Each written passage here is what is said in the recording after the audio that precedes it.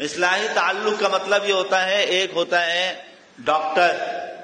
جو ہماری ظاہری بیماریوں کو پکڑتا ہے، ہم اس کو بتاتے ہیں، اگر وہ نہیں بھی پکڑتا ہے تو ہم اس کو بتاتے ہیں، اگر ہم بتانے میں کامیاب نہیں ہوتے تو وہ رپورٹیں کراتا ہے، ٹیسٹ کراتا ہے، پھر دیکھ لیتا ہے بھئی آپ کو تو فلاں بیماری۔ ایک ہوتا ہے روحانی ڈاکٹر، روحانی ڈاکٹر کو پیر صاحب کہتے ہیں، پیر صاحب، شیخ صاحب، حضرت صاحب، یہ روحانی ڈاکٹر۔